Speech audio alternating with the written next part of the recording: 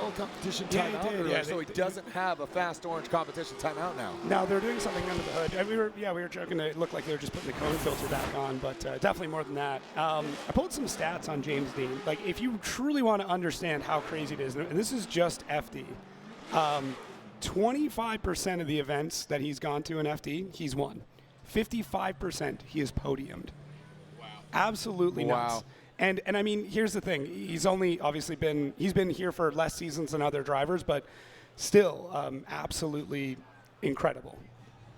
Yeah, it's very impressive what he's done and how he does it. He's a lovable human being. Love how he does it. So here we go. Push comes to shove. Let's shove it into that first outside zone. That AutoZone penalty RTR in that first outside zone. Boom, right there. Black clockwork. Back and forth. Ping pongs under the bridge. Outside zone 3. There it goes out. Reaching into that last inside clip. Beechum dives in. Just kind of backs off. It's just hard to beat, man. I mean, it's like a video game that's just set on autopilot. Yeah, it's like going against like expert class ghost mode here with James Deane out in the lead. Does a good job in that initiation, staying off the rumble strip. Just touches the wall in the first and second outside zone. Very sturdy line all the way through the third. Now does add just a touch of angle there, not a ton, and then transitions out into that touch and goes, scrubs the speed, and then back on the throttle.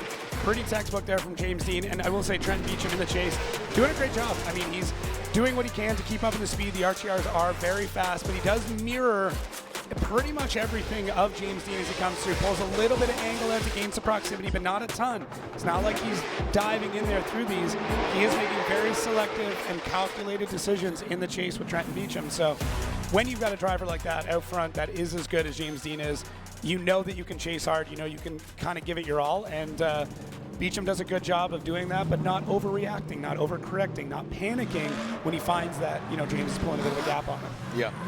Yeah, just don't do anything extra that would maybe cause more damage to you than it would to James. Or bring more attention. Yeah. Squeaky wheel does not get the grease. Squeaky wheel just, you know, when you got just such a good textbook run out front, it's going to be a problem. So here we are. Beechum will now be out front, and James Deane will chase him down. And Beechum pacing through that start chicane. Let's see how James Deane keeps his composure here. Goes in initiation in that first outside zone. Beechum gets all the way out. Look at James. He comes up a bit short. Oh, Trent shreds that back fight right into that third outside zone. James Deane gets right into the pocket. Smoked out. And there's James Deane now. So looked like James took a very different approach. He kind of let the line go, if we're using fishing metaphors, let the line go a little bit and then reeled him in on that second outside zone. But I'll tell you what, Trent put the car in the right place in order for James to chase. So kudos to Trent. Yeah, Beechum's lead here is phenomenal. So he does touch that rumble strip like we talked about, and that might be the difference here, but it's a really good job outside zone 1 and outside zone 2. Really filling all of 2 into 3. Everything looks good. Just the same thing James did in the lead. Although a little bit more of a straight line approach to that touch and go, and James Deane in the chase doing exactly what he normally does. You know, he provides a little bit of room there to Beechum in the beginning. That's what we talked about. You can see with Beechum going over the rumble strip, James can't really get into the pocket in the same way, and that is a huge difference maker through this entire event. It is something that the judges talk a lot about in the drivers' meeting. So Beechum, great lead run. I mean, 1 or 2 small critiques there. I mean, honestly, against almost any other driver, against almost any other lead run, Beechum would probably walk away with the win on this one. But James is, he's so perfect. It's tough. Just where his mind's at. It's just, look at that. I mean, sweet Shroud 4 out of carbon Kevlar and stuff. So it's just lighter, simpler, a little more sturdy and stout. And same kit, same wrap, same everything. Well, he's going for lighter and simpler in his top 16. Connor Shanahan, Dylan Hughes. Here we are. Shanahan, look at Dylan Hughes right into that pocket. Shanahan transitions into that final inside clip. Dylan dives in just to put a little bow on it. And there it is. Hey, by the way, Stuke might be able to cut some weight if he cuts his hair. That might be about 20 pounds. Might be the last few pounds he's looking for. Yeah, maybe that's a last-minute decision. You know? Stuke, great insight on him. He was talking over the beginning of that run. We'll run it back, and Jacob, have you talk over it, please. Yeah, Connor Shanahan out of the gate looks really good. I like how long this initiation is, goes really wide through that zone. That's what the judges were talking about. Dylan Hughes, though, I mean, in the chase, nice dive there coming into the second and third. We see a bit of a left foot break from Connor Shanahan, but holds the line really well, and Dylan Hughes kind of hunting a bit. Doesn't look like he's really, really stable to get into that section, but does make it up as they go through the touch and go. So small critiques from both of them. This could be a little bit of that cause and effect. So this part looks great. Outside zone 1 looks really good. Outside zone 2 looks good. But as they make their way to the third, Connor does have those small, like, adjustments. They're not, it's just a very, very small adjustment. But Dylan not able to really mirror that and get into it. That being said, it is up to the lead driver to make things really stable and open, so that way the chase can get in. Both of them have some improvement, but we'll get a definitive winner, hopefully, here on this next battle. Yeah, just those little refinements we talked about it earlier, the nervousness. I mean, they make it look easy because of just the degree and the caliber, and here we just refine it, and it's just like just getting down to the core of what's going on. Here we go. Dylan the Dozer Hughes, Royal Purple, GT Radio, BMW does get out there, almost just reaches the wall. Shanahan stayed out on that outside zone quite a bit, does not set himself up. So look at that. He does have that good proximity, would like to see him mimic the angle. Love the aggressiveness of Shanahan. And you talked about the Irish way. You know, that the way they are able to drop in, get into the pocket. He was there, but he needs to kind of just throw that back end a little more, mimicking of that parallel nature. Yeah, and that's, I mean, honestly, the only critique there. So Dylan does a good job through this first outside zone. Similar, Connor a little bit further back, mirroring well, but a little further back, has to make an adjustment to get in. And this part here for Dylan, that's a ton of left foot brake. Well, there's a lot of left foot brake going through the third outside zone. Certain cars are set up to kind of drag a tire more than others, but at the end of the day, the judges are going to see that, and there is a new provision in the rule book talking about left foot braking and how if it disrupts or unsettles the car, or if it could then cause the car to stall up or slow down, if that causes a reaction to the chase driver, then now we're at a bit of a point deficit when it comes to this battle. So I'm not saying that's specifically the case here for Dylan. That's not up to me to say. That's a judging call. But yeah, it's we'll see. So how do drivers score in 2025? Points for winning the battles, not in placement. It is for how you win. So in seeding, if you win a battle, you get 3 points. Top 32 and moving forward, you get 10 points for every time you win. And the empty top 32 slots are going to be backfilled in with drivers. So let's take a look at our BC Racing side by side here. So what I'm seeing off the bat is that Connor's got a little bit more proximity, slightly better mirroring through there, but this section here for both of them, a lot of left foot braking. Connor looks like he's got a bit more angle than Dylan does. It does affect the chase on both of those runs, and then through this section, it looks like Connor was a little bit closer through it.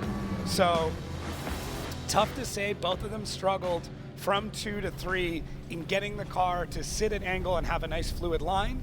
They both had to make a lot of left foot braking adjustments to get the cars to kind of settle in, extend it out to 3 to the wall, and then get back up to the touch and go. So they both need to work on that.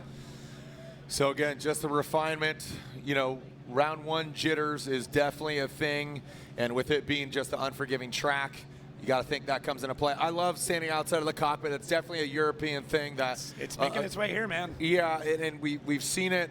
The posture and the candor of kind of the American way is just like, stay focused, stay stoic. I like this. I think this is just respect. 2 gladiators going into the arena. I want to talk about left foot braking too. And there's a one more time. Shanahan gets 1 vote. Shanahan year from 2024. Hero Minowa leading Christopher Forsberg. Here we go. Hero Minowa initiating. Dijuku Racing, Jerry Yang Racing, GT Radio 86. Christopher Forsberg going to that second outside zone. Hero Minowa taps that wall. Forsberg applying the pressure outside zone 3. Look at Hero Minowa transitioning now in that last inside clip. Wow. Yeah. I thought Chris was going to hit that inside clip. Magically wrapped it around that last inside clip. Christopher Forsberg. Again, it's going to be a party for him at Pike Bar with some NOS energy drink and Neft over at Cherry and Fourth, baby. Yeah, I really like the way that Minowa is able to go from the touch and go to that inside clip, and we'll get to that here in a second. Good job from Forsberg. Looks like he was really waiting for Minowa to light off the tires. Minowa does a little bit late on that, but does a good job through outside 1 and through 2, and then Chris able to reel him in really quick here. It almost looked like Minowa had to come off the gas. There was a left foot brake adjustment, but I love the way that Minowa is able to get through this section, through that touch and go, wraps it around. There is a decel, but he really doesn't scrub all that much speed. So there's the left foot brake we saw there for Minowa, and then another one just to push the car out a little bit wider. And those are the adjustments the judges are really, really looking for. But this touch and go to inside clip, I'm a big fan of, and I love that Chris was able to anticipate that. That's a shout out to his spotter for really letting him know the way that that part of the track is being used by Minowa, as we see some great camaraderie here from all the drivers. Always cool to see, always, love to see the respect, and we're going to be swapping these two. One, a legend and a legend in the making at the line here, and let's see if Chris is able to really come out swinging in the lead. All right, so it looks like we are going to alternate the order here. Chris, the Force Forsberg, the vet, against Rookie of the Year 2024. Look at Chris. Comes right in, swinging into that outside zone. Great placement by Chris in the second outside zone. Minowa dives in on the inside. Forsberg stretches it out to outside zone 3, wraps it into that final inside clip. And look at Hero with close proximity, wrapping around. You gotta love it, kids. Yeah, judges clapping too, so it's always a good run with that. And that comes down to both of them. That was a really strong lead run. Yeah, I'm telling you, where Chris did it and that X factor, that was strong. Yeah, Chris right out of the gate, little shimmy there on initiation, goes wide, stays off the rumble strips. Really good job to the first outside zone and to the second. That's when Minowa really starts to dive in and reel Chris in, who goes long into 3, points it at the touch and go, clips in, and I honestly thought Minowa was going to hit him. When they came into that section, I didn't think Minowa was going to be able to check things up, but it worked out really, really well for him. So let's see as we get that feint. And then Chris on the power. Minowa lights up right behind him. You can see the mirroring as they come through that. And Minowa has to take a tighter line to keep the proximity in. He does get the proximity, then lines things up. Almost a front wheel on front wheel touch there, bathing in the smoke through the transition. And then pairs things up through this section. I really did think Minowa was going to take out the side of that NOS Energy Z. But, wow. All right, well, looks like we are analyzing what's going down here on Minowa. Again, Rookie of the Year last year, Chris, since day one. A veteran, Chris gets 1 vote and 2 votes. Chris Forsberg gets the win. Either Adam LZ or Daniel Stuke. Here we go, Adam LZ, Drift HQ. BMW, whoa, Doctor, look at that. Shreds that back wing off, continues on, doesn't get open in the second outside zone. Look at Adam LZ, this BMW. And Stuke is like, what is happening in front of me? That wing came off. Want to take a look at that again. How much and how deep did he go into that wall? It seemed like it just knocked it right off. It was like exploding rear wing. Yeah, I think at this point they're just super gluing that wing back on, but big initiation there from LZ, getting all the way up to the wall. And then there, first outside zone, does a good job. Now, isn't able to really get out to the second, but has a fairly stable line up to 3. We see a little bit of adjustment there. And then they go into the touch and go. He does. He touch and goes. He just touches the bumper on it, gets back to the throttle. Probably the quickest we've seen through that. And Stuke in the chase does a pretty good job here. Transitions a little bit early, and that puts him on the tighter line. And then isn't able to really keep up through the rest of that section. So I like that Stuke mirrors the car quite well, but we do need some more proximity. But the way that BMW is able to shift back, it kind of loads all the suspension in one way, catches it, and able to flick the car back over into the touch and go. It's really unique in that way. So super pumped to see it. Love to see that, Adam's kind of got everything collected, driving aggressively, destroying, body panels everywhere. I feel for his crew this weekend. But, well, he doesn't have that, like you said, the mechanical. No. No mechanical sympathy whatsoever. Sympathy, he's like, cool, you want to see me do it again? Fix it. Yeah. This is what we're here for, right? There's Casey Cole and the Stuke crew there about to see what Daniel can do up front. All right, here we go. And taking a look, Daniel Stuke will lead that M-Spec S chassis. They're looking on Adam LZ in the BMW Stuke, that lightweight S chassis. You talk about it, let's be about it. Here we go. Oh, wow, really shortens up there, Jacob. Coming down to that third outside zone. Adam LZ tucked in right and sweet. into the hot pocket, smoked, out, and then, oh, nice composure. Wow. Adam could have easily banged the door, but that showed the driving prowess and basically just showed restriction and just got right in there, tucked it in nicely, and I had to think, put him to bed. Yeah, one of the benefits of having a light chassis, you know, it can be very nimble, but one of the downfalls is it doesn't hold a lot of momentum. There's not enough inertia there. So with Stuke, he's got to really push the car to get all of these zones. It is a fast car. It's hooked up, but we need them to be able to get out to all the zones. We need to fill everything, and Stuke just generally shallow through those zones. I mean, if you were to actually put him on the wall through the rest of this, it would be a great run, but coming in like that, you know, not able to get out to the wall on every section, that's where we're at now at this point. So that consistency that we saw that got him all the way through seeding is amazing. But now that we're into the big show, you've got to be out to the wall pretty much every run just to be competing. Adam does a great job. The composure, the restraint, like you alluded to, really good. Realized how fast Stuke was going to be. Knew he had to check up going through that inside clip. Yeah, and I mean, he like almost just touched that pink mirror just to the back corner. It's a little, I think he could have reached out and touched him. Little boop the Snoop. Yeah, a little boop of the Snoop. Look at that, packed house here. Slide him left for LZ, right for Daniel Stuke, and Adam L. Barbecue for lunch. Here we go, Odie Bakchis. Speaking of barbecue, Odie the brisket Bakchis feels suspension essence. Look at Castro. He tucks in in proximity. He doesn't get exactly out, kind of exceeding that back line, but my gosh, he is stuck to it like glue. Dominican's finest. He has great proximity, just pull back just a touch, and I think that would show that composure. Yeah. Yeah, but great lead run. Odie Bakchis, I'm telling you, this is his to lose.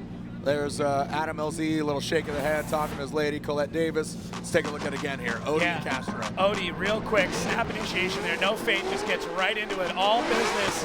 And then good job, just touching the outside zone. That transition from Castro, though, couldn't fit a credit card between the front and rear bumpers. And we see a couple of adjustments there from Odie, not super characteristic of him. I mean, normally he's very fluid through that section. Castro, as Jared said, close, but we want to see a little bit more mirroring. We want to see them really side by side. So Castro choosing to pull a little bit of angle just to make sure that he gets the proximity, but right there, that's where we want to see them get the rear end to come around from the chase car and really get things parallel. We want to see it as close to mimicking or mirroring the lead car as possible, but Castro does get a good amount of proximity, just not the mirroring that we would expect. And Odie, couple small adjustments, and I bring that up only because Odie is so good that it's uncharacteristic to see him make any sort of adjustment, especially at this track. He's got this layout absolutely nailed. So we're going to swap him around, and let's see what Castro can do out front. Castro with a new black tinge. We'll see if kind of harnesses the dark side of Castro. He's always got a positive attitude, but sometimes you just need to harness that just anger and aggression as Castro brings it under the bridge. Look at Odie, tucks in. Odie drops back quite a bit. Here comes Castro. Now Odie jumps up to the conversation. Ooh, that was a solid exclamation point. Castro clean and fluid. I'll tell you what though, Odie backed off. You saw some separation there from 2 to 3 under the bridge to the big judge's wall. Yeah, I think some of that is just the speed that Castro's getting, and that could come down to the line that he's got. So let's see, good initiation, holds it for a good chunk of time, gets pretty tight in on that. Not a ton of angle though from Castro through the first zone. Gets a little bit more through the second and gets on the power a bit late, but then completely misses the third, and that means that Odie really has to fight to get back into it. So I do think that Odie had a much better lead run on that, and that did open the door for Castro to be able to sink things in. And then with Castro's lead here, he did sacrifice in a few spots to gain a bit of a gap over Odie Bakchis. But I will say the proximity on 3 from Odie, not great, but the proximity to the wall on 3 from Castro, not great either. But what's cool though is Odie at the very end kind of just shows like, hey, I can reel you in whenever I feel like it. And there's Castro's crew hanging out, watching. I think we're going to be looking for a BC Racing side-by-side here just to confirm that, see if there's anything else strange. That top-down really shows you exactly what happens on track. All right, there's Castro's pit. Like I said, always positive. They got smiles there.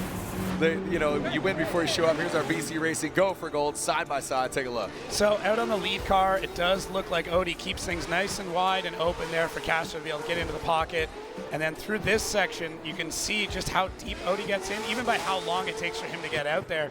Castro, when he's on a shorter line, is going to be faster through the track. Means that, even when we look at these side-by-sides, you can almost compare how wide somebody has gone by the length of time that they're in that zone. So to me, it comes down to the third zone. Castro being a bit shallow there. That's just how I'm kind of perceiving this. I will say the rest of the run on Castro looks really good. His chase, impeccable as always. Yep. So that might be what makes up those points. Oh, here we go. Slide him left for Odie, right for Castro. They are competitive. They're changing the game in a lot of ways. They are. They really are. Car build, progression, just certain things, and the vets are rising to the occasion as well. Here we go. Matt Field, the beast with the bang. Out there, that Borla exhaust Corvette. Snappy, nasty. Here we go. Sorensen into that first outside zone. That Corvette slides in. Oh, boy. A big slap of that wall by Matt Field. Look at that. Shedding one of those hot boy clear taillights into that last inside clip. And now bringing it on through. So interesting turn of events there as Matt Field. Take a look at it again. Yeah, it actually looks like Sorensen impeded on the initiation there from Matt Field, but then goes a bit shallow through the initiation. Good job on one, and then on two, he catches the wall. Sorensen doesn't react. He's able to kind of hold it in the pocket, and then that's going to fight to get back up to three, so it may end up becoming a bit of that Minowa situation that we saw earlier. The difference being, though, that Sorensen on initiation did get in the way, and Matt Field did make contact with him. We might catch it on another replay after, but I think we're going to have to kind of come back and really take a look once they battle again to understand exactly how that's going to play into effect. But is it possible that, Brandon getting in the way of the initiation from Matt Field, did that force Matt to get out a little bit further? I don't think it would have affected things as far down as the second outside zone, but we'll see. Either way, I'm almost positive that I did see Brandon and Matt Field make contact there. So, yeah, we're just having a discussion about that as they're kind of taking a look and seeing what the rest of the run looks like. But so who's going against Odie? Is it going to be what was a frenemy back in the day? Both these guys on the same tire manufacturer. Great series, by the way. I don't know if you remember the frenemy series. It was. That's why I just referenced it. Well, I know. I didn't know if you watched it. Yes, I did. Okay. Great series. Did you watch it? Yes, I just brought it up. Yeah, you could. Okay, so we'll leave that behind. Right here, you can see Brandon does. It's not a lot, but it's there. There is contact made. Brandon did impede on the initiation of Matt Field, so that's going to be a bit of a hit there. Yeah. Maybe it literally. Maybe it negates Matt Field going a little bit too deep into the second outside zone. So is it like a tit for tat kind of thing? We'll see. Hey, we got another run to go. Anything can happen. Yep. That might not even play into effect at all at this point. So TBD. Brandon Sorensen out front, United States Air Force BMW. Let's see what Brandon does. Good fluid initiation. Look at Matt Field. You saw him kind of lunge forward real quickly. Sorensen. Matt Field, early transition. And there you go. That's what you're talking about. Maybe spoke too soon there. A contact. And Matt Field initiated, and then on the transition, just checked up the car, corrected, and straightened out. And that did not look, they were way too far apart for contact. So Odie intrigued, taking a look at who he's going to be going against. Yeah, is it Brandon or is it Odie? See if there's anything that happened to cause an effect. So Brandon looks good, gets in there, Matt charges forward, and then let's watch. Oh, just the timing of it. Now, another angle might show this a little bit better. Was Brandon hanging on too long? That's the only other thing that I can think of. I'm not trying to switch blame, but I always want to make sure we get every angle we can and understand every possibility. Did Brandon hang on too long between 1 and 2, and Matt had to transition? So this looks good. No, I don't think so. It just, Matt picked the wrong time. The car gripped up. Something strange happened. Very, very uncharacteristic. Just a total flub. Yeah. Just a total goof. I don't think there was, unless there was some sort of mechanical damage that was done to the rear end, but. Hey, there's the Field fans. They're happy to be on camera. They may not be happy with the results. Yeah. I mean, they're cheering for Matt, the Boiler Exhaust. Could see him with the kits, but don't know if that's going to be enough. We're looking at the rear. Oh, that no, Kevin. we're just going right to it. Here we go. Slide him left for field, right for Sorensen, and yeah, that mistake just too much to offset. Brandon, Craig. All right, here we go. These guys were testing at Willow last week, but here we go. All Toyota. Frederick Aasbo, Ken Gushi. Yes, sir. There we go. Frederick Aasbo, the hammer being dropped. Ken Gushi, he's back there. He's kind of trying to catch the Supra of Frederick Aasbo. All Toyota, all GR, all Gazoo. Supra 86. All Kenda. These guys are going for it. I really like the transition between 1 and 2 of Frederick Aasbo. It was as soon as it happened. It looks powerful. Oh, it does. Yeah, it's just the way he's able to kind of keep it in throttle and load the car up and shoot it across. It's, I mean, yeah, you'll see it here on the replay, but big fan of it. So yeah, Ken Gushi, Frederick Aasbo. Yeah, Ken Gushi, Frederick Aasbo, Toyota, new tire, Kenda. Both these guys, look at this winning percentage, 76, 18 wins. Like, I mean, this guy, I mean, he's ridiculous. Yeah, absolute legend, that is for sure. So Aasbo does a really good job. Same thing, staying off those rumble strips between 1 and then right there, just the way he's able to power into 2. It's not that it's hard to chase, it's just that he's able to keep so much speed through there where a lot of drivers will sort of slow down. Aasbo's able to keep the speed, if not pick up speed. And then Ken Gushi in the chase here, like the way that he's able to anticipate coming out of 1 as he comes through 2. It just transitions a little bit earlier and has to fight to get out. Now, Aasbo not all the way out to 3. You do see that left foot brake in order to get the car to push out that little bit further. And then nice and wide swing out to the wall through that inside clip. So I think Ken kind of went through what I went through there. He was just in awe of the speed that Aasbo was able to keep between 1 and 2. Yeah, it just looked really good. Like you said, it just has that power in the transition. It doesn't let it float. It's like it just constantly gripping up. It has an active side bite ripping in under the bridge. Here we go. Can Gushi deliver like Aasbo did out front? Kenshiro Gushi, there we go. That Toyota Gazoo Racing GR86 transitions in. Like I said, that's smoother. That allowed Frederick Aasbo to tuck into that pocket. Gushi doesn't get all the way out there. He's not utilizing all the course. This is where the Norwegian Hammer is going to drive the nail down into the track. And Ken Gushi looks good, but this is a scenario earlier of James Deane, and we're talking about that of, it was, oh my gosh. Trent Beechum? No, Trent Beechum. Yeah, great run, but just got outpowered. Yeah, and Ken here, I mean, a bit more of a straight line approach on initiation, gets the tires lit off, kind of shallow through 1, has to add some angle late, a little bit shallow through 2, and then although he's got the speed, he does not get the car all the way out to 3. So I like the aggression we're seeing out of Ken. I like the speed that we're getting out of Ken. There's not a lot of hesitation there. There's not a lot of corrections, but ultimately just not on the same line that we saw from Frederick Aasbo previously, which was that big, flowy, wall-to-wall kind of wide S's line. Although coming out of 3, things do look good there for Ken. I would have liked to see a bit more angle through the touch and go, but the biggest thing for me coming out of Ken Gushi is these mechanical gremlins he was fighting, some of the setup gremlins he was fighting seem to be at the wayside. Now it's just up to Ken to lock in and do what we know he can do. I mean, he's an absolute legend in this sport and has put in so much time and so many laps. He's an incredible driver. It's just now it's time to lock in.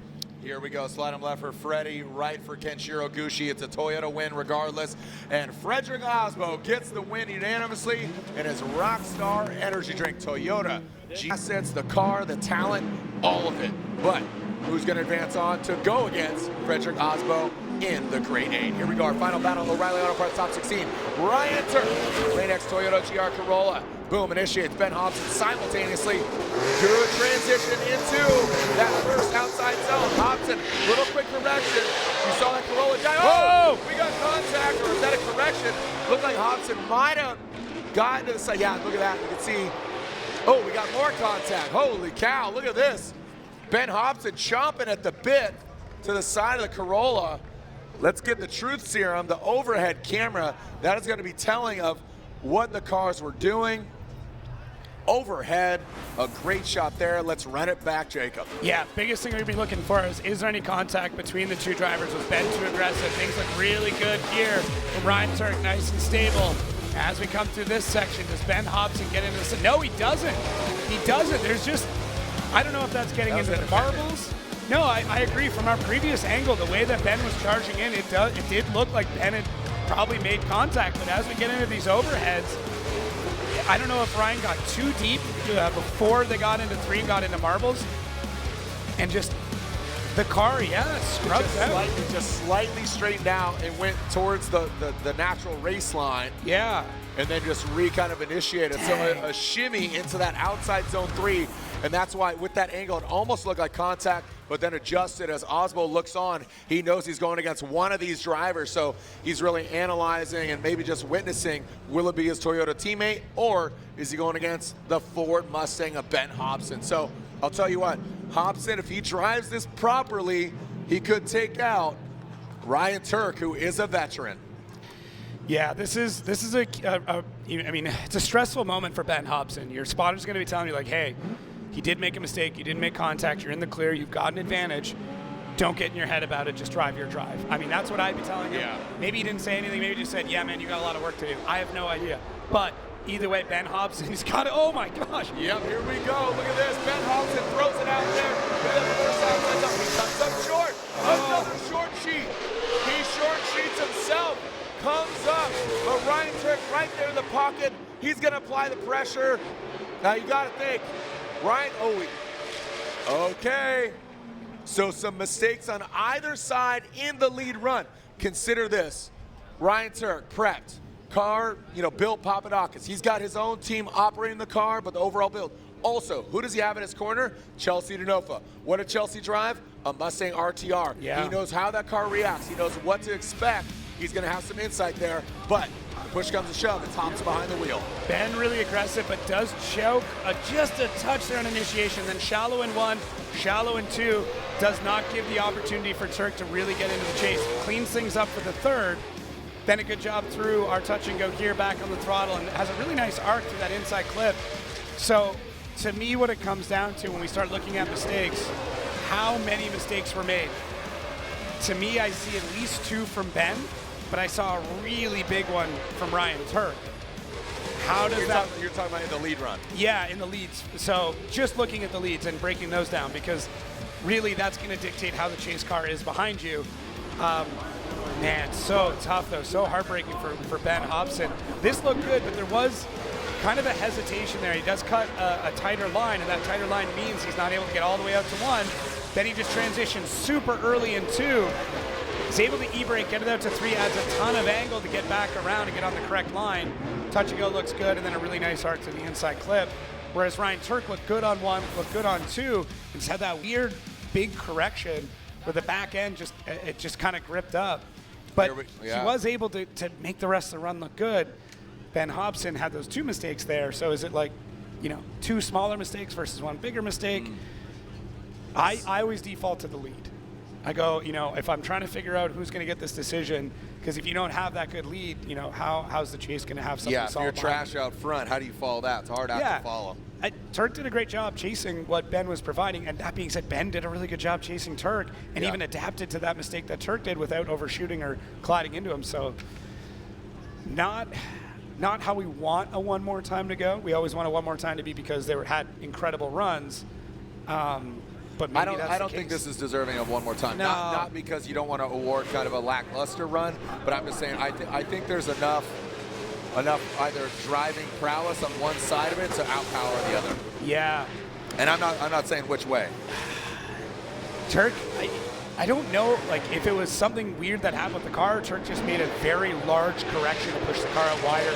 I doubt that was intentional. Even in the chases, though, they're pretty close, given what was provided to them in the lead. So rough one from both, not indicative of their driving on either sense. Man, really tough, heartbreaking for both. Yep. All right, so again, this is our final battle of the O'Reilly Auto Parts top 16. Who's going against Frederick Aasbo? Dennis Trillis Be sure to go by Ism Brewing here in Long Beach. Get your Send It Long Beach Beer Craft. And Ryan Tuerck gets... Hey, is the naming still open? Can we go with like Too Long, Too Beach? Like, Tina? No? All right. I tried. Yeah, get in my office. Okay, step out, you're fired. Yeah. Thank you. All right, here we go. James Deane back in the action. James Deane going against that of Connor Shanahan. All Irish battle. And there's James Deane. Puts it right there in the outside zone 3, transitioning into that inside clip. Just, I mean, like, I know. What? Why? Like, what? I mean, this, I don't even, wow. Yeah, just wow. I mean, wow. Okay, out of the gate, big swing, big feint initiation. Look at how wide he is to that section. Connor Shanahan gets right in there. Would like to see a little more proximity with that timing. That dive into the second outside zone looks good. James Deane with the tiniest of corrections, just to make sure that he's absolutely perfectly on line. And the rest of the run looks good. I mean, Connor Shanahan, James left the door wide open. He left the pocket there the entire time. He could have been slapping the door through the entire run. And Connor Shanahan did really well. He got in with the proximity. Like to see a little bit more mirroring. But same thing, those RTRs are so dang fast. And Connor Shanahan doing what he can to get through the rest of it. But James Deane just on an absolute heater today. The big variable is who's going to beat themselves. Because Connor had a phenomenal chase run. Now with Connor out front, he's got to put down just as equally good run. I mean, that was like a high 90s run. We'll just call it what it is. If we're back to qualifying numbers, and Connor's now going to be out front, and if James really just wants to solidify it, going against somebody who he's seen grow up, now here he is on the streets of Long Beach, James's favorite track, not leaving anything to question on how dominant he is. He's going to be on the door of Connor Shanahan. And guess what? No tomfoolery, no trickery, no Irish games here. This is bragging rights at the pub tonight. Connor Shanahan initiates. James Deane right there. Initiating. Shanahan gets all the way out there. Almost taps bumper, the tiny little bumper. Brings it under the bridge. Here comes James Deane. Watch this. He's going to sink in the sword. The Mustang diving in the side of his fellow countryman. Now bringing in that final inside clip. Barely just nudges that inside clip. Wow. Wow, wow, wow. Are you not entertained, Long Beach? Come on. They make this look so easy. By the way, there's no magnets. There's no radio control. These are man in synchronicity with machine with walls on either sides. Don't try this at home. No, this reminds me of Orlando last year. Just two drivers who know that they can put everything on the line to go against each other. And look at James Deane, able to surge and then still keeps almost a perfect mirror through. Allows Connor to transition there. Connor actually catches that touch and go pretty heavily, and that's really the only mistake in this entire run from either of them. It's just being a little bit too aggressive. Look at Connor. He is grinding the wall at initiation. He is going as wide as possible, and that almost seems to be how they're trying to fight each other, is like, I'm going to give you so much opportunity to chase me through this entire run. I'm going to give you absolutely everything you need to be right up on my door, and if you're not, that's on you. And that's the way this should be. This is the way that we want drifting to be. We want big, wide turns. We want these tandems to be absolutely epic, absolutely insane, and that's what we got from these drivers, from these two absolute Irish legends. Love it, love it. Look at these guys. Oh, man. James, Connor, this is, like I said, bragging rights. Slide him left for James Deane, slide him right for Shanahan, and I got to think it's going that way. James Deane gets the win. Last year, #1 seeding spot. He's guaranteed at least third. Does he want that? No, he wants better. Here we go, Adam LZ, Christoph Forsberg. Adam LZ will lead in his Drift HQ BMW. Forsberg out for blood in that all-new Nissan Z. Wow, he's in all the course, transitioning under the bridge. Adam LZ brings the outside zone 3. Neff vodka all over the track, spilling it like oil spill. Cadillac spills. Forsberg shortens up, loses some angle around that final inside clip. Wow, no holds barred, baby. That was well done by LZ and Forsberg out the gate. Yeah, well, Adam getting more and more aggressive with each run, and Chris just looking as hungry as ever. I mean, this is really a throwback to the Chris Forsberg of old, the way that he is driving right now. And Adam LZ looking super fluid through this entire zone. A little bit of a left foot brake to try and get it all the way out to 3. Comes up a bit short there, and Chris Forsberg dialing things back just a touch, holding back just a little bit. Maybe that's what he saw with Adam being a little bit shallow into 3. Now, we are starting to see the temps drop, the track is going to be changing, and drivers need to make adjustments for that. But look at Adam here, 1, 2, and the only critique I got for him at this point is just wish he was a little bit deeper in 3. If you want to make it into the top 4 at this point, you've got to be almost perfect all the way through the zone. That being said, it still does leave an opportunity for Chris to make some sort of mistake, and Adam can be right there to take advantage of it. But Chris Forsberg in the chase, everything looked good. Would like to see a bit more proximity on it. A couple little notes here and there, but really, I think this next battle is going to be, it's going to be epic. Decisive. Yeah, and I mean, Chris is hungry. We've seen it in those interviews. He's out to prove a point. Yeah, there's an acronym on his suit that he says, man, he's going out for blood. Yeah. He's a veteran. He knows, he loves this, and he wants the results that he knows he deserves, and he's out there, so he's not going to leave anything to chance here. I'm expecting a big, nasty initiation here, and here we go. Chris Forsberg coming into view there. Tries to get all the way out to outside zone 1. There goes outside zone 2. Now coming to outside zone 3. He is allowing Adam LZ to be right there, tucked in. Now transition that last inside clip. Adam LZ applies the pressure. He nudges him across the finish line. Like I said, both these guys, MF Field picking up a new sponsorship, Net Vodka. Really cool party the other night at Pike Bar. We'll be there maybe tonight. But again, Forsberg won earlier against Hero Minowa. It's either Forsberg or LZ going against James the Machine Deane in the Final 4. I gotta tell you, I think it was a good approach, but was it enough by Forsberg? Yeah, we'll break it all down right now. So Forsberg does a good job on initiation, gets in a little bit late there, and Adam kind of had to check up just a touch. Angle. But yeah, let's see. And that Forsberg does do a better job when it comes to the outside zone 3. And then through this touch and go, you can see how much Chris is pushing, but Adam's pushing even harder and more or less trying to get him across the line. Judges already looking for a side-by-side. You can see this really cool view here from Justin Smash, our drone pilot, as they push into outside zone 3. And Adam just feeding the wheel back and forth. I like the way that Adam kind of slowly pulls out before the touch and go. Doesn't jab the brake, doesn't disrupt the car, and has that transition be a little bit smoother before he gets back on the throttle through the transition. And right here, we're looking at this initiation from Chris. Big e-brake pull. And you can see Adam almost at more angle as they get back on throttle. Adam's got to make an adjustment to push out wide to the first outside zone. And this outside zone 3 is what we were talking about before. Chris does a good job through it. Adam has the proximity, and it actually has a little bit less angle, but then kind of slides back to then load the car up and shoot after they go through the touch and go. So, Oh, shoot. So that angle, at second glance, that overhead, the truth serum as we've branded it, really was telling that Chris did get out further than anticipated, and LZ didn't exactly mimic that angle on initiation. He was able to catch him as Forsberg kind of kept it off the wall in outside zone 2, and that was right there. So slide him left for LZ, right for Forsberg. One more time, they're going at it again. And a one is Brandon Sorensen. Odi Bakchis, man, you barely see through that, the smoke accumulated there on the start. Here goes Odi Bakchis, field suspension, S15, now ripping into that outside zone. Boom, look at that. Oh, nice kiss. Bakchis backing in Bakchis. Brandon Sorensen tucks it in. He mimicked it barely, and then just got right back out into that final inside clip, brings it on around. Well done, Odi Bakchis and Brandon Sorensen. What are your thoughts there, Jacob? Yeah, Odi is a man possessed, that's for sure. And what I like to see out of Brandon is the amount of aggression. I would like to see a little bit more mirroring out of it, but he's bringing that fight to Odi's door. Now, Odi does go pretty narrow there on that first inside, well, not inside clip, but where that rumble strip is.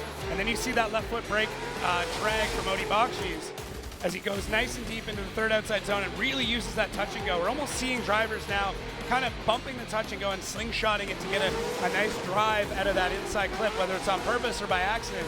It's happening. But the amount of grip that Odi's able to get out of that field suspension, S14.9, is crazy.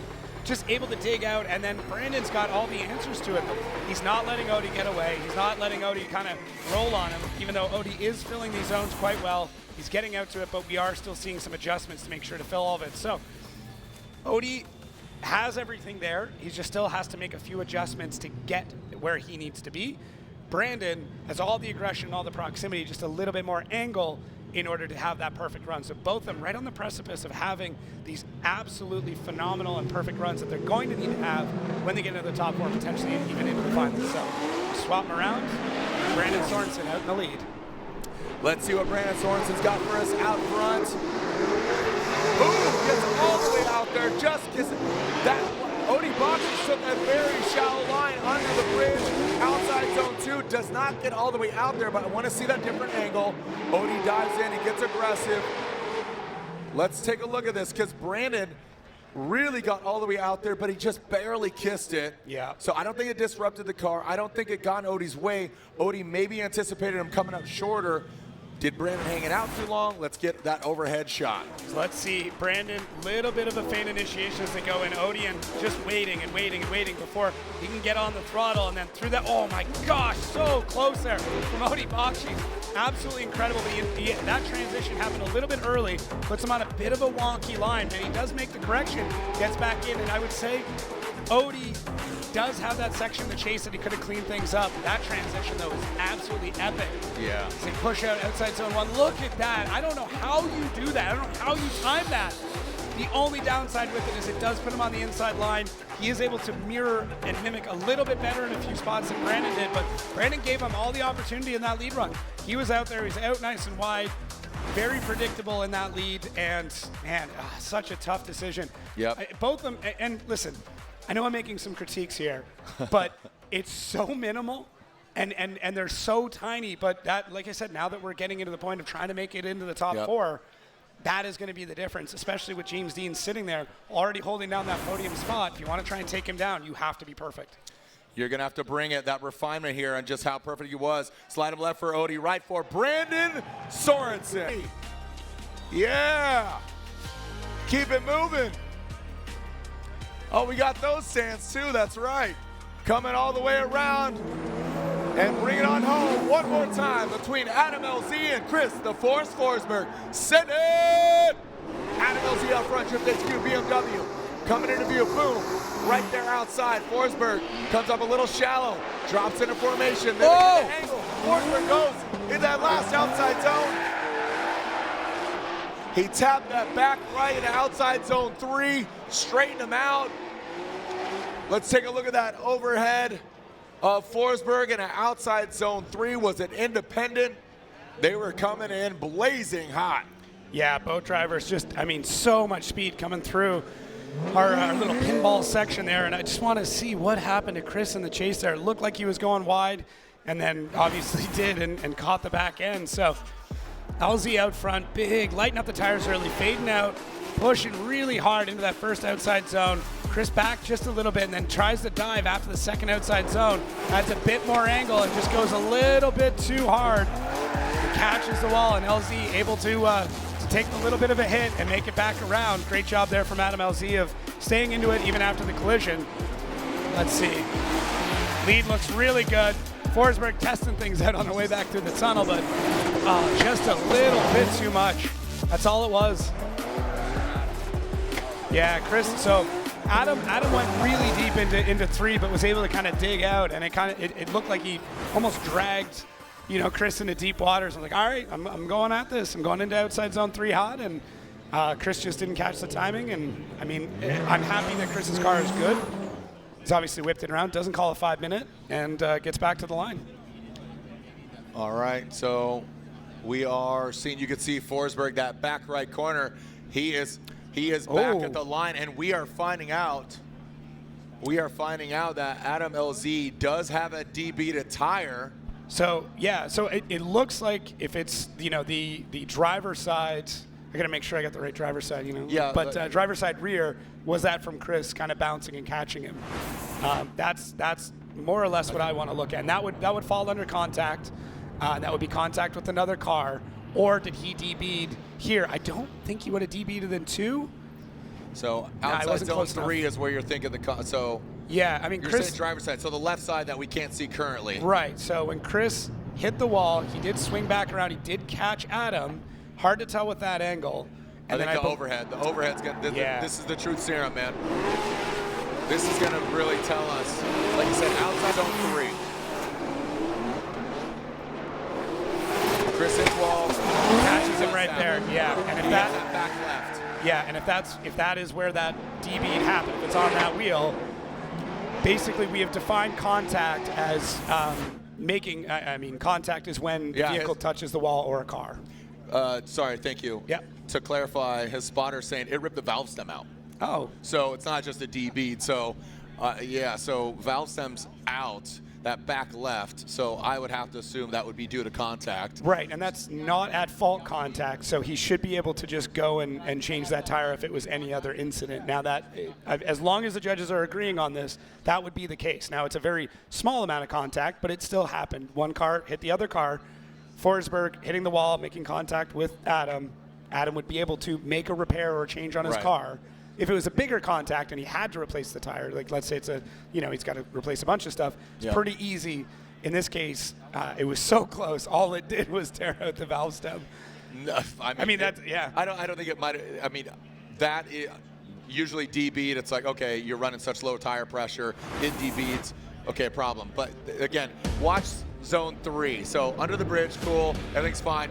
Forsberg taps that back right, it straightens him out, and that front bumper ready, and watch the attitude of Adam's car. Yeah, that's it. Great pause job. Boom, just pause it right there. Yeah. Adam LZ tried to continue on. He did. He actually did a good job. Yeah, I mean that's perfect. That was textbook. You can't even tell that he is minus a valve stem. So there's Forsberg. I'm assuming Matt told him, hey, contact was made. So that will be a replacement of a tire. Stem is out. So as far as the contact was made, Adam is allowed to replace the tire because contact was made. If Forsberg wants to get hands on his car, he would have to use a competition timeout, I'm assuming. So again, Forsberg is at fault. Adam is allowed to replace his tire, get hands on the car without utilizing his competition timeout. Forsberg, if he has to get hands on his car, if he wanted to get hands on his car, he'd have to use a comp timeout. All right, so there we have it. We could see Adam LZ, Colette Davis giving him some praise here. We'll finish out the second half of this battle of LZ. Tires are hypercritical. Yeah, that's a good point. I know Tuerck. I know Tuerck pretty well, and yeah, he doesn't like some people. Interesting. Hopefully I'm not on that list. I hate to bring it up, but yeah, you're on that list. Joke. Here we go, Frederick Aasbo. Right now, his bitter enemy, Ryan Tuerck. But Ryan Tuerck's gonna fight for it. Ryan Tuerck, he's at chase position, really good prowess. Lurking in the smoke, well done. And there goes Frederick Aasbo. Tuerck brings it home around that last inside clip. And Jacob, you talked about it. Outside zone 1 to 2, Aasbo, it's just like a fast segment for him. Yeah, I mean, if we're getting to sectors and zones, it's just the way that the car is able to shoot across from 1 to 2, and you can see Tuerck transitions just a little late and a little bit shallow. But yeah, Aasbo just so fast with that, and then Tuerck tries to attack coming at the end of 3 and falls a little bit short as Aasbo then gets on the throttle to transition into our touch and go. So seemed like a little bit of timing issues on Tuerck's end of things, but I think he might have had some directions issues there as well, unless he was planning on heading back to the hot pit. So see here if he might be. I don't know if they're calling a comp timeout. Just looking to see if I can get any clarification from a spotter as to what's going on there. I see somebody in his ears letting him having that conversation. So hopefully we'll get an answer here back from Chris as to what's going on. Tuerck getting some insight there. What's going on? Yeah, he's back there quite a bit. Yeah, it's the back and forth I have some questions about. Is see the 411 team heading out there? All right, so he's looks like he's turning right back around. No hands on the car. Yeah, he's going right back to the line. All right, here we go. Here we go. Make some noise from Ryan Tuerck, Frederick Aasbo, Long Beach, and bringing it back to the line. Sorensen waits in the wings as Brandon Sorensen. He qualified 10th. Taking a look at this once again. Yeah, just trying to see if there was anything, that might indicate why Tuerck was having these issues. Definitely bathed in the smoke through outside zone 3. I didn't see any contact there. Like I said, just seems to be a kind of a timing thing with it. Aasbo's really quick. Could have been a little deeper in a few zones, but all things considered, looked pretty good. And then now, okay, there's Aasbo. Took me a second. I'm like, no, Aasbo's back off the line. Like, what's happening here? Okay, here's the second half of this battle. Ryan Tuerck gets the clean air. No rain X needed. Absolutely a beautiful Southern California day. Aasbo's team looking on. Here comes Ryan Tuerck, that Rain X Toyota GR Corolla. Both these guys on Kevin tires, outside zone. Yes, sir. Here's a shovel. Can you dig it? 1, 2, outside zone. Count clipping point right now. Coming to that final inside clip. Oh, that was beautiful. What a shot right there. Yeah. Great shot by Kemp and the Transition Productions team. Was that enough? Great job. Great lead run by Ryan Tuerck, giving Aasbo the opportunity to chase him down, and Aasbo showed up. So house divided from the Papadox Racing camp. Aasbo and Tuerck, but again, Tuerck operating his own vehicle. Take a look at it again. Yeah, so Tuerck a little bit later to initiate there. Maybe some hesitation, but first outside zone looked really good. Get into the wall just a touch, and Aasbo's right there. He does a good job of mirroring. Could have had a little bit more angle, but he's pretty close. And Tuerck just very smooth, very consistent. As we said, left a really nice opportunity for the chase. You know, kind of open the door, left open the pocket. We'll get the turn down by the end of by the end of the event, but Tuerck just left all the opportunity he possibly could for Aasbo to get into the pocket, in behind him, mirroring it. Looked good, very smooth run from Tuerck. I'm really curious why they wanted to call the 5, but if there was a mechanical, I can't see it. So yeah, I figured this was going to happen. So Aasbo a little bit shallower through that zone, a little bit faster for sure. Very similar angles we get out to 3. Tuerck might have been a little bit deeper. Through our touch and go, they look very similar. Man, this is a lot closer than I originally thought. Right. Chases are both really good. I would argue that, yeah, Aasbo was maybe a bit closer and had a similar angle in the chase, but Tuerck left a lot of opportunity for that, whereas Aasbo's run maybe had a touch less angle and was a little bit faster. I think judges are asking for the side-by-side again. Wow. It's tough. Yeah, at first glance, like you said, didn't anticipate it to be that trivial. Yeah, if at first you don't succeed, go for gold. BC Racing. BC Racing, the official suspension of Formula Drift. Let's take a look at our side-by-side replays. Okay, I'm just going to look at the chase here now. So Tuerck closer through that first outside zone. Aasbo falls back. Second outside zone, pretty similar. Third, Aasbo gets in. Tuerck has to fall back. Dang, this is... And then Aasbo a little bit closer to the final inside clip. The more I look at it, the harder it gets. You know, you're hoping for some clarity. You're hoping to be able to like pinpoint something and get a decision. But yeah, every time I watch that, I'm slightly more divided. All right, breaking it down, analyzing our judges, inputting our scores. It's moments like these that I'm happy I'm not a judge. I'm really happy I'm not. You know they can hear you, right? I'm aware. And they should know that I'm happy I'm not. It's a very unenviable position because at the end of the day, you are selecting one judge over the other, but that's the motorsport you're in. And there's only one winner at every event. There's only one winner in every battle. And there's only one winner right now. Frederick Aasbo, Ryan Tuerck. Slide him one more time. Slide him left for Aasbo, and Frederick Aasbo changing out the back right. That would be just inconsistent. It would be, just a variable that would be really odd. Yeah. So, it's kind of offset, kind of running on one that's burned and one that's new. Weird. So here's the second half of the battle. Great gate. Chris Forsberg out front. Adam LZ in the chase. But one more time. Remember, they have already seen battle once. This is, whoa, buddy. Forsberg leads him in that first outside zone, shredded that back bumper.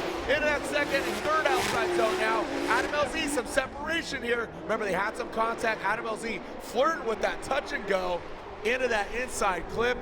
Remember, run one, I'm sure we'll go for that side-by-side just to make sure.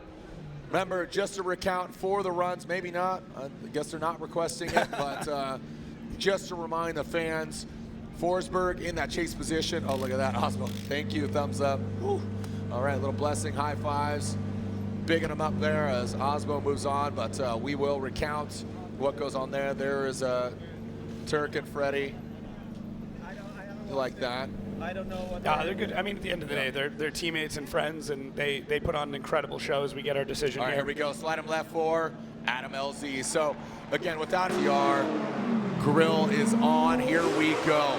James Machine Deane, 4-time first ever champ initiates. Adam LZ in tow. Saw him do a little correction there. There goes James Deane, gets all the way out there. Transitions under the... Look at that magic. Just slides it on back. Boom. Barely taps that Mustang tail and bumper. Comes to that last and final inside clip. Textbook. But Adam LZ was right there. But James Deane is just absolutely, undeniably, unflappable, picture perfect. Yeah, it's just like he's playing replay over and over and over again of his runs. Now Adam, really, really big initiation, actually taps the wall, kind of uses that bump to get out to the first outside zone, then dives into the second. Now has to settle the car through the third, and then James Deane rocket ships off the third outside zone, parks it and backs it into that touch and go. Totally allowed to. That is a decel spot. Does everything he needs to through that section. Adam's still in the chase. Adam's still in the fight. Watch this initiation from Adam behind James, though. Look at, oh, doesn't quite touch the wall. Looked like it from the first angle, but gets back on throttle and shoots out. Just, there's so much grip being made by both of these cars right now. As they're able to get around the course, I would like to see Adam in just a little bit closer, but we'll see what happens when they switch things around. I feel like Adam will get very dynamic with the car. He's going to huck super, super hard. It's not playing games, but if you're going to beat James Deane, you got to kind of shake him off your tail. You've got to drag him into deep waters. You've got to go all the way out to all the zones, and that's just to have a chance at beating him. So that's what Adam needs to do here. He needs to basically be touching bumper through every zone with a ton of angle, leave all the opportunity to James, but make sure that you're doing what he's doing, if not better, in the lead, and hope that there is a rare mistake. Right on, here we go. Adam LZ getting the clean air, Drift HQ. James Deane, look at him tucked in. Is he going to be put into bed? Adam LZ comes up short. Here goes James Deane. Adam LZ needs to force a mistake for James Deane. That is a very hard ask, and look at that. Oh my gosh. Wherever you go, I will follow you. Wow. I will follow you wherever you may go. Wow. Yeah. That I am just in awe of James Deane right now. He is just on another level of perfection, refinement, comfortability, execution, all of it. Yeah, Adam lights off really early on. Now it does kind of close the door a bit. That tight line through after the initiation does mean he's going to be shallow through that section. Outside zone 2 looks good. James Deane mirroring, slowly pulling angle to gain proximity, but mirroring all the way through. He knows when he needs to make his move to dive in to gain that proximity, and he doesn't do it obviously. James is a gentleman that reads the rule book, listens to the judges, makes the corrections, and then adapts his driving style. Adam LZ up front, you can tell that car is gripped up. He's trying to do everything he can to shake James Deane. It's a little bit shallow on outside zone 1. That just comes through that initiation being kind of tight on that rumble strip through the initiation point, turn 9 as we call it. Not maybe all it comes down to is just not being perfectly on the wall through outside zone 1, being a foot or 2 off is the difference maker right now, but nothing, I mean, Adam's got to be proud of that run. How he adapts. Like, Adam came up short of outside zone 1, back. Well, right now, we're talking Aasbo and Sorensen. Again, another veteran versus a rising young talent. Frederick Aasbo, Rockstar Energy Drink, Toyota GR Supra, gets all the way out there, so does Sorensen. He's in that pocket, he's to limit that angle, parallel, and he does. Look at that, that overhead is gonna look sick. There we go, boom, right to it. Around that inside clip, Brandon does tap it with that front right, meaning it was kind of trailing a little bit, I should say dragon tire across that. I wanna see that truth serum, that overhead. Tell you what, Brandon, I just love the way he's progressed. You know, Pro-Am, where he's at, him and his sister Amanda on the Rockstar camp. There's James Deane watching on. I think he said something pretty cheesy. There's Ben Hobson's dad. All right, let's see here. Frederick Aasbo out front, Brandon Sorensen behind. And Freddie does a good job leaving the door open. Now look at Sorensen. It's a great mirroring job. They both touch the wall at the same place, and Brandon dives in just a little bit through that section. You see a little bit of left foot breaking in from Frederick Aasbo. And Brandon hesitates, comes back a little bit so he can make this transition and does a really good job to mirror it. Brandon's mirroring is on point throughout this.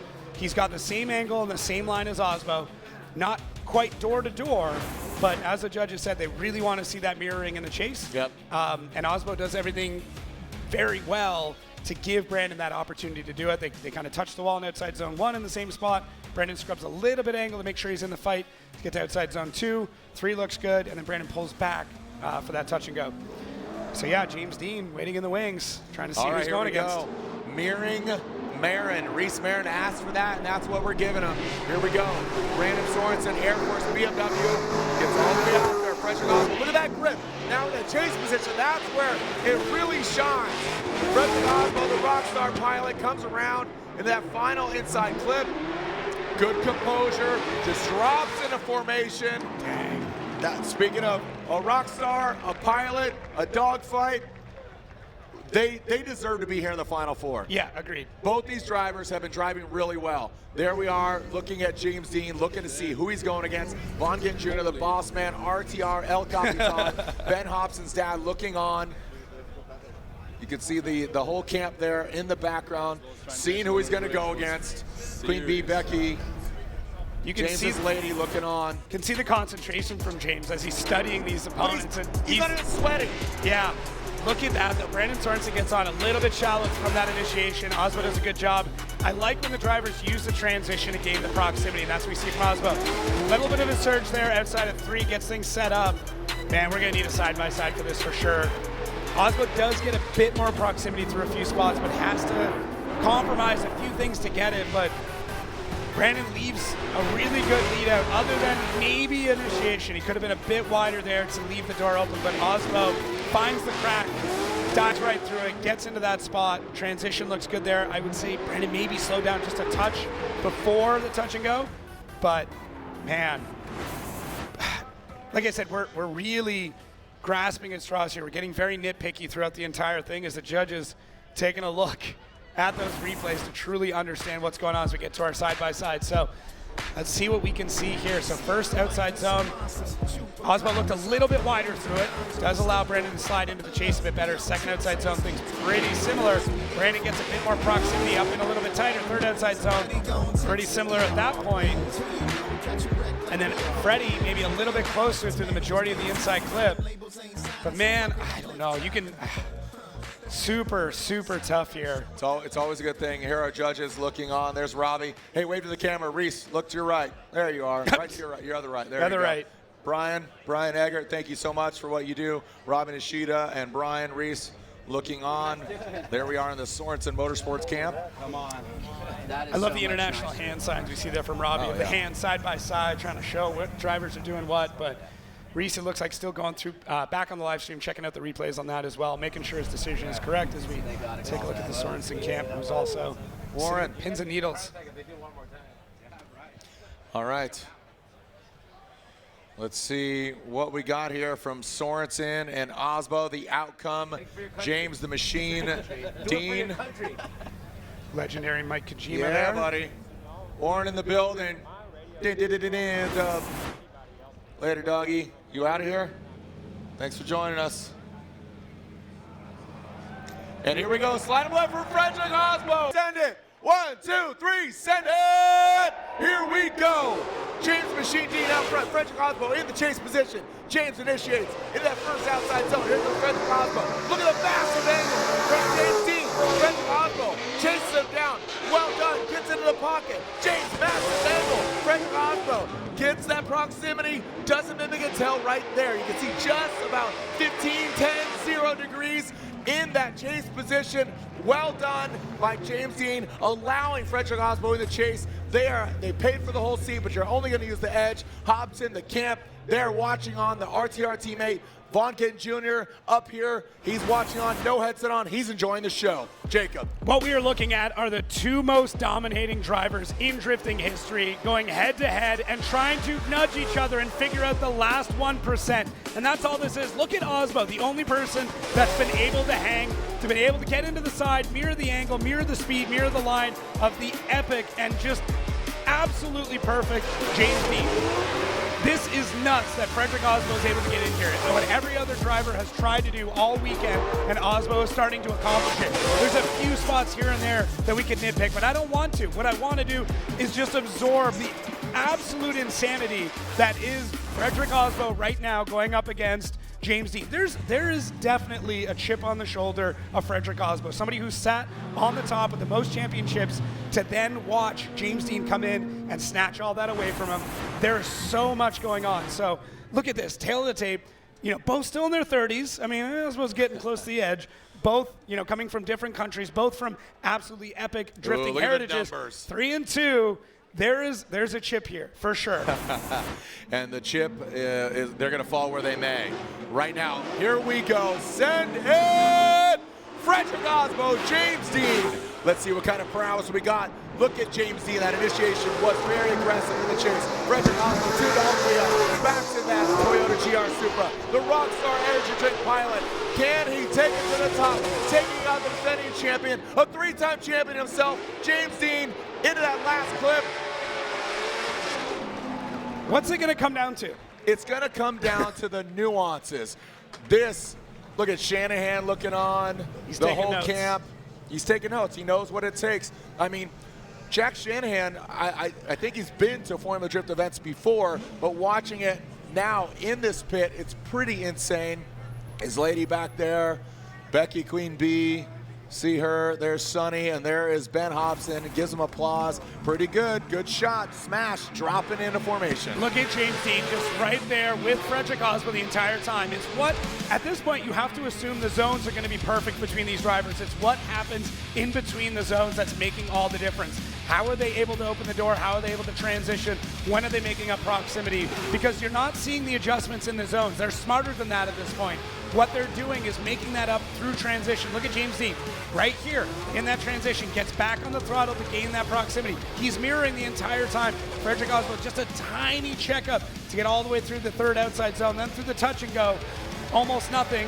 Frederick Aasbo just able to keep the pace, keep the line that James Deane had when he was in the lead, and then James now gets a taste of his own medicine to see what it's like to chase perfection. It's a great time to watch drifting because we're seeing 2 absolute juggernauts go head-to-head through the entire thing. Look at James Deane in the chase, able to get more angle than Frederick Aasbo. Almost identical as that side-by-side goes through. You can't even tell through that first zone. Now, Freddie getting a little bit more angle, but James able to actually mirror just a little bit better. Then as we come through our last section, Freddie getting more proximity, James doing a better job mirroring. They're so close. It's back and forth. They're taking punches, they're taking blows, just jab, jab, uppercut, uppercut, body blow, body blow. Long Beach, do we have a winner? Where are my James Deane fans at? Make some noise. Oh, wow. How about Frederick Aasbo? Let him hear ya. Oh, even that's close. How about one more time? That was actually the quietest. I know. All right, let's try this again. James Deane. Pretty good. Frederick Aasbo. James Deane. Frederick Aasbo. Aasbo. James Deane. Who loves drifting? Make some noise! Wow. Well, you gotta wait. You gotta wait. Scott looking on, Shelby looking on. Oh, Shelby, the stress. I feel checking that. her hair.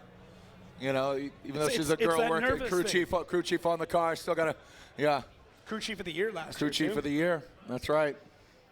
I gave you an open mouth kiss last year. I regret that. That's okay. Here we go. Go James Deane. Go Aasbo. They're going. Oh, doctor! Oh! Split decision. They're going one more time. OMT. James Deane. Aasbo. They got work to do. The pressure cooker is on. Slow roasting. Their respective tires. Fuel for the fire. One more time. One more time, kids. James Deane, Frederick Aasbo. Wow. I agree. We are splitting hairs. It's going to come down to who makes a mistake or who really has that X factor, rate to angle, dragging bumper without affecting the attitude of the car. Overall, Where is it going to be the deciding factor? Mistake or greatness? That is what's going to dictate the winner at round 1, kicking off our 2025 Formula Drift season. Don't go anywhere. Jacob, Lorette Nickel, I'm Jared Dienda. When we come back, a one more time battle. James Deane, Frederick Aasbo. We'll be right back. The signature skyline, the streets of Long Beach, LB1, because there is LB2. Formula Drift back to showcase what drifting is and the progression of it over the years, showing that it is a pinnacle motorsport, the driving prowess, the cars, the manufacturers, Ford, Toyota. Look at this. I mean, you know, many moons ago, Ford and Toyota, what? Now here we are, debuting cars, and here we go. We are about to send it! James Deane, Frederick Aasbo, one more time. James the Machine Deane initiates in the outside zone. Boom, right there, once again. Just like clockwork, back at it. Look at Frederick Aasbo. He's backing it hard. That disrupts Frederick Aasbo quite a bit. Aasbo had to back off. Didn't know if there was contact. As we get blinded by the smoke, James Deane went hard into that third outside zone. Look at that, shedding that back bumper. Keep in mind, I don't believe, if I can recall, I know James hasn't called the competition timeout. I don't think Freddie has called the comp timeout. So we'll find out. I can see Steph Papadakis over here. Yeah, I mean, we're gonna have to take a hard look at this and really understand there's so many different elements at play when it comes to this, and everything happens so quick. So let's get back to our airforce.com replay. Let's take a look. Things start off incredible. James Deane doing exactly what he normally does, and Aasbo mirroring even better than he did before. Now, outside zone 2, James pushing hard and just adds that bit of angle and gets into the wall and kind of brings Freddie in with it. This is where things get, you know, very precise. We've got to be very careful with language and how we talk about this, but Aasbo is following James as best he can, and now James hits the wall, disrupts the car, undoubtedly disrupts the car. Yep. Freddie is right there, and you almost can use a tap like that to push off and keep going. We've seen it a few times this weekend. Perfect job through outside zone 1. Nearly perfect job through outside zone 2. And then right there, wow, he gets into it and then shoots out. These cars are built to handle an impact like this, but he's basically into the wheels. Frederick Aasbo's got nowhere to go as he's chasing him in towards the wall. And we're gonna see it, hopefully, with an overhead view or a drone view here in a second.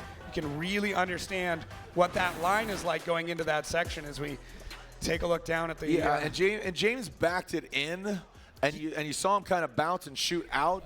The angle is the question, and this is where I was talking about. It comes down to the X factor, something, wow, I haven't seen that before. Yeah. And just that rate to angle or the impact on initiation, or is it a mistake? You know, so wow, look at this. No Back at it. out. Gangsters, absolute warriors of Formula Drift. Frederick Aasbo goes in, initiates. James Deane, he's in tow. Look at James. Shakes it up. This is a James we have not seen at all. And Frederick continues on. James Deane transitions into that final inside clip. So take a look at that. I am wildly surprised that neither of them, gladiators of the sport, hey, round of applause of both of these 3-time, 4-time champions, 7 championships, easy for me to say, 7 championships between the two drivers. There is Freddie's team. Look at them. Come on. Yep. As the kids say, LFG. Nearly 1/3 of all championships in FD history going against each other right now. Let's Frederick go, he says. This is nuts. Now look at Freddie.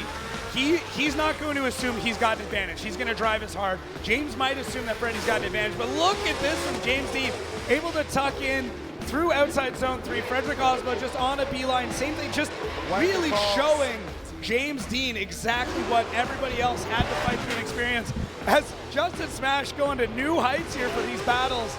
Look at this dive in from him, and look at the dive from James Deane. Transitioning at it so you can really understand the speed of these drivers and how hard it is to handle how these cars are. This is not easy. They don't want to be doing this. They are forcing it every single step, every single foot of this track to get them to do what we're seeing them to do. Faster, more aggressive, more angle than we've ever seen in drifting. It's absolutely epic. Yeah, and you know, as they run out of potentially talent. You can see the team is this premature celebration. Are they feeling that confident? Gosh. James Deane, that was the James we hadn't seen before. They're coming back out. Let them know you're here. James the Machine Deane.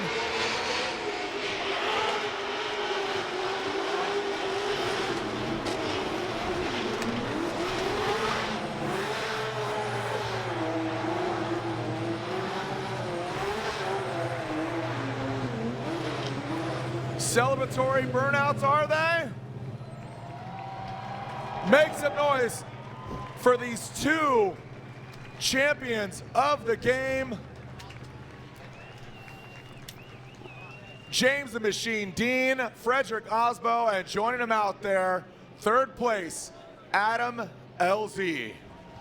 We'll let them get out of their cars and we'll announce the winners. James giving his car a little love tap. James walking over to Frederick Aasbo's car as he gets outside of his trusty steed. Long Beach, big round of applause for all three drivers, all drivers. Thank you to Cal Club, thank you to FD staff, thank you to our sponsors, thank you to the crew, thank you to our judges, Reese, Marin, Brian Eggert, Robin Ishida, Vernon, we'll see you throughout half of the season. Thank you, Jacob, thank you, Lorette Nickel. Thank you, Jared. Yeah, man. Thank you. Round 8 has been announced. Thank you to Cal Club, the corner workers. We'll see you guys next weekend here for an invitational, the Super Drift competition at the Acura Grand Prix of Long Beach. We're here Friday and Saturday night, so come join us. Go to Pike Bar, Cherry and 4th, best bar in the world. Go to Ism Brewing, get a Send It Long Beach, extra pale ale. Got the Send It Gremlin there. Go check it out, grab a beer, some hugs. Mario giving him a hug. Let's announce our podium here on track, and we have our podium ceremony just behind us, including our seating bracket overall winner, Daniel Stuke. And now, our podium at round 1 of the Formula Drift Pro Championship. Finishing 3rd place, finishing 5th overall last year. He wants to better it behind the wheel of his Drift HQ BMW. 3rd place at round 1, Mr. Adam LZ.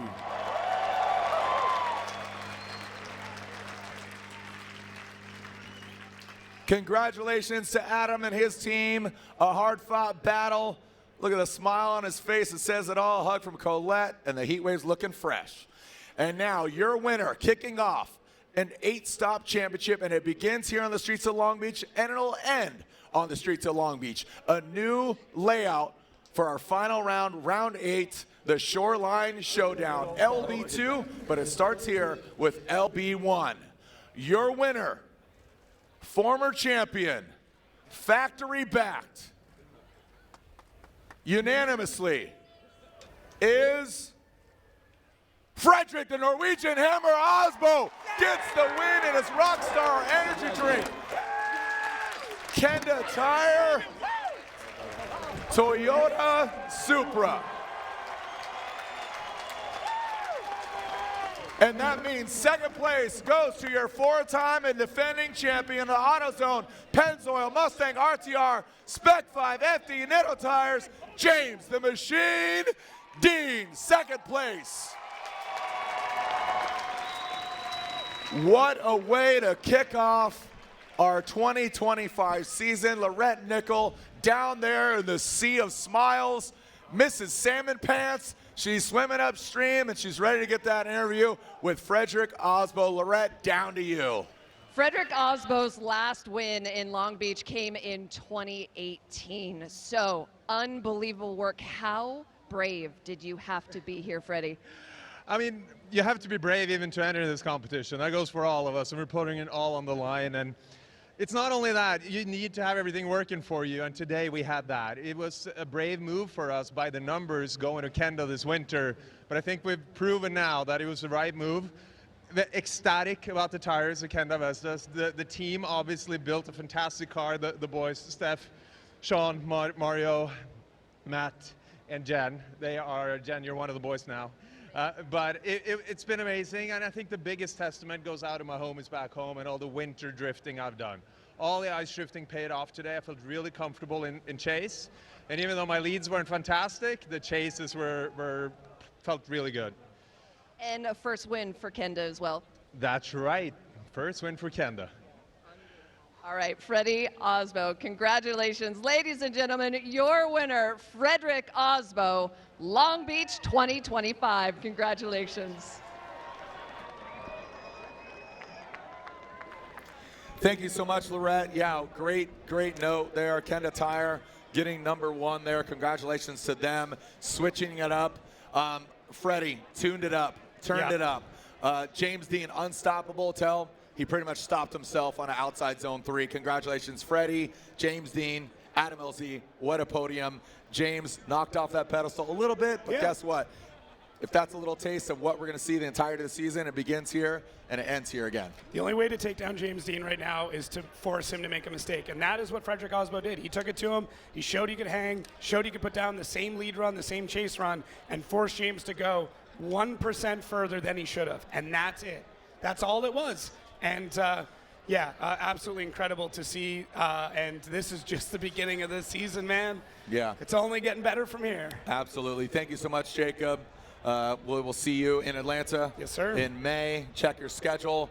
For tickets, formulad.com/LB2. Thank you to all the drivers, all the crews, all the team, the sponsors, FD staff, Cal Club, of course, Lorette Nickel. Thank you, Jacob.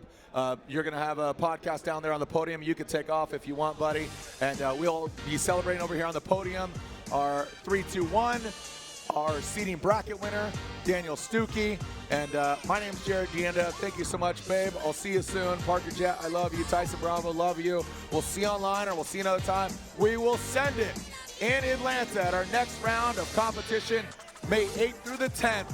Road Atlanta, the birthplace, the womb. For the 22nd time, we'll be back at it like a track addict. Congratulations to Frederick Aasbo, your points leader after round 1. Also, congratulations to Larry Chen. Larry, congratulations for your Formula Drift Hall of Fame induction. You deserve it, brother. Proud of you. Love you. Your wife, your kids, your mom.